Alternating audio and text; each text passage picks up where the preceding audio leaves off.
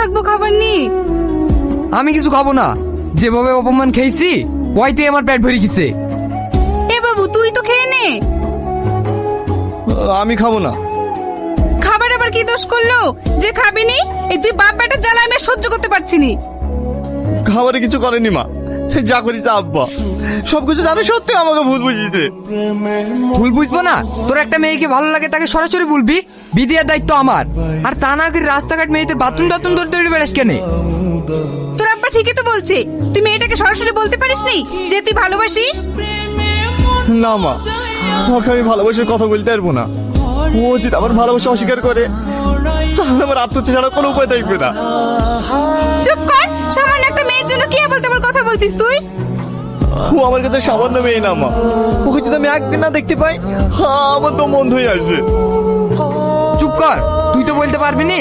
দে ওর ঠিকানা দে, আমি আজকে যাবো ওদের বাড়ি বিয়ে প্রস্তাব লি। না আব্বা, তোমাকে যেতে হবে না। আমি চাই না আমার জন্য আবার তুমি অপমান হও। তখন আমি যাবো কালকে ওদের বাড়ি। এইটাই ভালো হবে। চ তোরা দু বাপ বেটা খেয়ে লেগা। বাড়িতে কেউ আছে? কারা আপনারা? আমরা কোর্ট থেকে এসেছি। আপনাদের যে বাড়িটা এটি পিডব্লিউর আন্ডারে পড়েছে। এর আগেও তো নোটিশ পাঠিয়েছি, আপনারা বাড়ি খালি করেননি কেন? আমরা গরিব মানুষ, আমার স্বামী বেঁচে নেই। আমরা মা বেটিতে এখন কোথায় যাবো বলেন তো? দেখুন, আমরা বা কি করবো? কোর্ট থেকে যেহেতু অর্ডার এসেছে আপনাকে বাড়ি এই মুহূর্তে খালি করতে হবে। আমরা এই মুহূর্তে কোথায় যাব? স্যার, আপনারা আর কয়েকটা দিন সময় দেন না প্লিজ। ঠিক আছে, আপনাদেরকে আরো 7 দিন টাইম দেওয়া হলো। এর মধ্যে যদি আপনারা বাড়ি না খালি করেন আপনাদের বাড়ি ভাঙতে বাধ্য হব। মা, এবার আমাদের কি হবে? আমি ওইটাই ভাবছি, তোর মামারা তো দিল্লিতে কাজ করে, চ আমরা ওইখানে চলে যাই। এই গ্রামে জীবনে আসবো না। কাঁদো না বোন, গরিবের কষ্ট কেউ বোঝে না।